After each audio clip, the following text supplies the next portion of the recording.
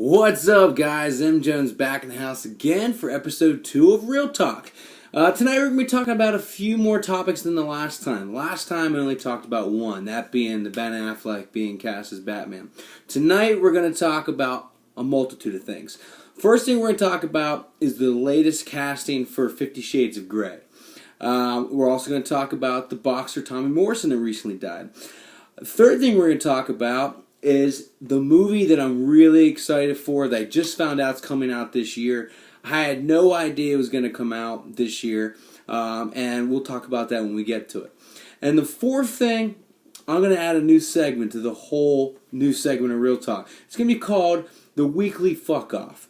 And I'm hoping to do this once a week, where someone who pisses me off in Hollywood, pisses me off, who has fame. It's really anybody. It doesn't have to even be an actor or an actress. It's just someone that I've recently heard some shit about, and I just said, dude, fuck off. So that's, excuse my language if you're bothered by that, but honestly, they probably deserve it. So the first thing I want to talk about is the casting for 50 Shades of Grey. Have I read 50 Shades of Grey? No. Do I feel like I have read the book? Yes. You want to know why? Every woman I know talks about this damn book, and I'm just getting sick and tired of it. All my coworkers that are female constantly talk about this book, and they say men are perverts and pigs. You know what? After reading this book, I think all women are perverts and pigs, which is fine. But I just think that the movie is going to really just bomb. I don't know. I got this weird feeling that just the whole Twilight thing, the book was great, and then people went crazy for the movies. I just feel like this is just not going to work. And this is why I say that. I've heard nothing but potential casting for this movie for the past year now from my coworkers that are female. And also, for the record, my girlfriend Mason has not read any of the books. Anywho, so that's by the point. Anywho, so what I've heard constantly from people that are my friends, people that are coworkers, all female, have said, oh, 50 Shades of Grey, the casting guy, they should cast for Christian Grey's character, you know, the millionaire guy that's all in the S&M stuff, and he's a major sadist and all that. It should go to Robert Pattinson, you know, Ian Somerhalder, I've heard, you know, at that Alexander Pettifor, I've heard, you know, just a whole bunch of people. And and I said, well, I don't know much about this guy. And they're saying that he's exactly what? He's rich, he's real handsome, he's dark, he's very intriguing, all this stuff. And I always kind of thought to myself, well, I don't know who these people really are. You know, I know Robert Pattinson, but why would you want Robert Pattinson to go from a huge status of the Twilight Edward to have him go to, you know, Christian Grey? I just thought, you know, dude, you had your legacy. You keep it with Twilight. Don't you try to get in part of this too. I wouldn't think that would work. So then I was saying to myself, well, you know, I've never read the book, but I think of a dude who's really kind of a badass, and I, honest to God, thought of Jax Teller from Sons of Anarchy. Well, I heard 2 days ago that Charlie Hunnam, however you say his last name, was cast as Christian Grey, and I was like, boom. So I called that, and I felt really good about that. I was like, I don't even know what this guy's even like, never read the book, but just from what people were telling me, all chicks, that was his description. I'm thinking, well, that dude's a badass. He's on Sons of Anarchy, he rides a motorcycle, he's cool, he runs a gang, beats the shit out of people. You know, he sounds like he knows how to handle himself with money and life and all that other shit. And I said to myself, you know what? I bet it probably could beat Jax Teller or the actor, you know, Charlie Hunnam. And he's also British too, so you know he could do dual accents.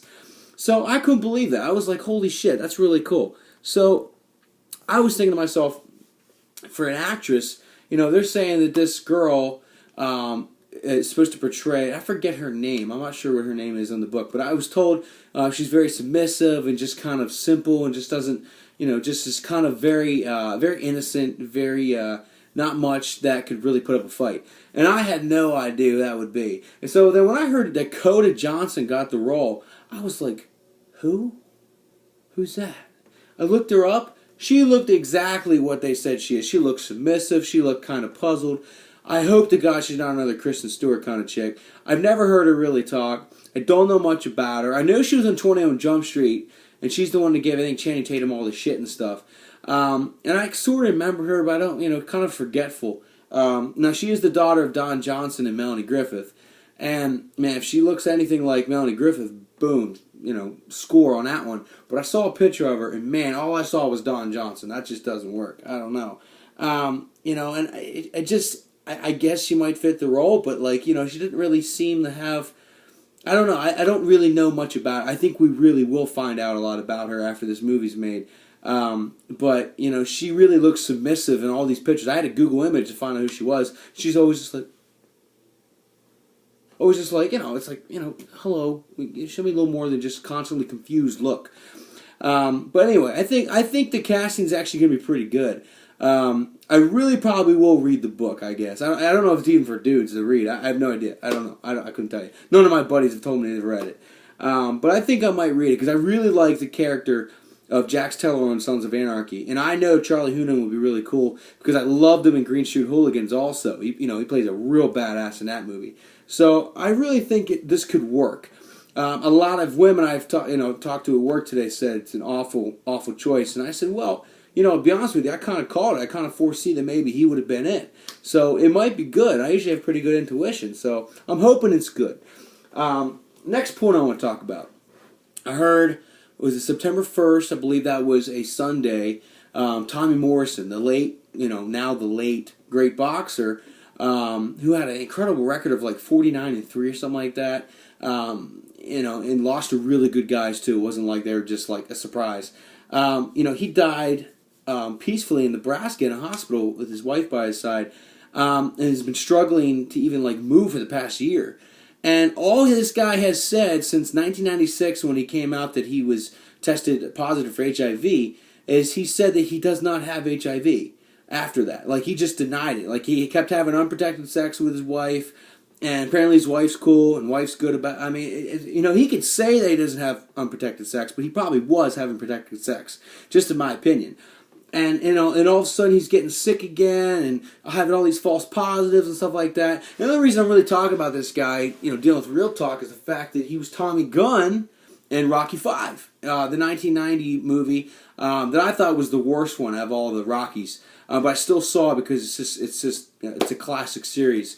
Sly Stallone's, that's his bread, that's his baby, that's his bread, bread and butter. But the whole thing was he's saying he had AIDS and he had HIV, in 1996, and then 2 years later comes out saying, oh no, everything's good, I'm just living my life normally, I'm healthy, I feel great all the time. It was of course you're gonna feel healthy and great. You work out all the time. It kind of takes time for that all to really kick in. So years go by, and the guy's practically bedridden the past 2 years. And he's still denying he doesn't have HIV, which then I guess would be AIDS at this time. And then he dies. It's like, dog, you're 44 years old. You don't just die of natural causes. That doesn't just happen.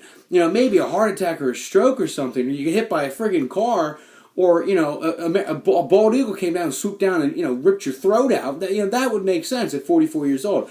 But I'm pretty sure you've lied to America for the past 15, 17 years. Pretty sure you had AIDS, dude. I don't think it's good that you just constantly defended that, because it's just wouldn't just die for that. And then I heard that he had something like some kind of genome, some crazy French term, some kind of disease that it sounded like some French term, and I think it started with a G. I've yet to really hear it fully pronounced, but I just think it's like, dude, it's like I think you've lied to us for years. I mean, how do you just die at 44 for no reason? I just, that really bothered me, and I rest in peace, though, hey, but it's still, I think you were wrong on that one. My third part I want to talk about is the movie that I'm really excited about. Very excited about this movie. I am a huge historian. I love anything about history, anything about presidents, anything about wars, anything about major milestones to this whole world, any crazy famous battles, the War 1812, the Alamo, Gettysburg, World War One and Two, all that stuff interests me. My grandfather also fought for our country in World War II, so I have a lot of respect for all soldiers. And this movie I'm really excited about. It deals with the shooting of John F. Kennedy. The movie's called Parkland, and it's referring to Parkland Hospital in Dallas, Texas. and it talks about what went through what happened that day of his shooting back in, I believe, November of '64. I might have that wrong, I forget. And it talks about what happened in the actual hospital where JFK was sent to. Now, there's no real big known actor for JFK, nothing crazy like that. No known actor for Lee Harvey Oswald, but it stars Zac Efron and Paul Giamatti. Zac Efron plays the doctor that had to do all this like last minute. He had to take all the orders on how to save the president, and Paul Giamatti was the famous photographer when the shooting occurred, and it just sounds like it's going to be great. My only thing about it is it's PG-13. You know, I feel like they could pull back on some things they could say. I was hoping for that to be rated R, but it wasn't. But then again, Forrest Gump was, PG-13. It was a masterpiece. So I don't know if I mind about the ratings as much as I just said, but I really was hoping that movie be rated R. But I'm really excited to see the movie Parkland. It comes out in the beginning of October, or the middle of October. So it's only like a month or so away. Very excited for this. I think it's going to be a really good movie and possibly really pick it up for the Oscars that are going to be in February. So I'm really excited about that. I think it's going to be an outstanding movie. And I really think Zac Efron gets the raw deal. I think Zac Efron is a very good actor, and he's just waiting to get older. You know what I mean by that? Like, he's a young actor where he's still like, you're the little brother, like in Hollywood. Like, a couple years, buddy, couple years. You're a freshman. You'll be senior soon. I think he's finally becoming a senior, where he's getting old enough to actually take his job serious, where the audience can take him serious. So I'm really excited to see this movie. I think it's going to be outstanding. Parkland. Check it out. Check out the trailer. It looks really good. And my last part of tonight, excuse the language again, kids go to bed. But this segment's called Fuck Off. Okay? And the fuck off person this week is Lamar Odom. Fuck off. I've had enough of you blowing up my TMZ news feed and all the things on the radio in the morning and all the other things about all the other shit in your life. You married a woman that could be a man. Okay? You're going to probably do coke because of that thought process. Or you actually are an addict. You know what? Get help, but do it on your own time. I don't want to hear your shit no more. Don't want to hear your shit. Not into it. I've heard nothing but just awful things about you the last 3-4 weeks, and it's just getting old. And the fact that you're involved with the Kardashians makes it even worse, because God knows that they're so talented. Notice the wink. I just can't take the whole family. I just can't handle it. But I'm not saying fuck off the Kardashians. This week's fuck off, Lamar Odom. Fuck off. So anyway, that was my second segment, my second episode of Real Talk. Hope you enjoyed it. If you have any comments, please leave them. Please give some thumbs up as we keep these going. And I noticed I added a little thing to the man cave. My little Brian Dawkins jersey, my favorite player from the Philadelphia Eagles. And last time I promised you I would give you a tour of the man cave. Well, it's a little messy, but I'll give you a quick tour. All right, I promised I would. So, behind me is the Brian Dawkins jersey that I got signed. Very proud of that. Got a little fridge going here. Got a little candle, obviously leather. Got my Flyers hat, got my Eagles hat. Got that all set up.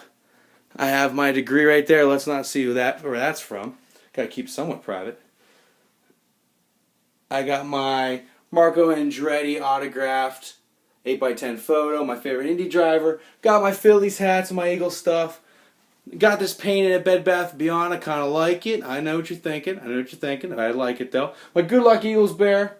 All my movies from A to Z. Guitar and amp. And all the movies down here. Another guitar.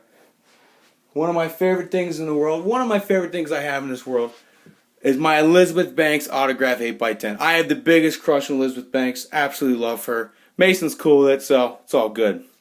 But anyway, that is my quick little tour. Promised you last week that I forgot to do. My bad. But, so, until then, you take it easy and K-bye.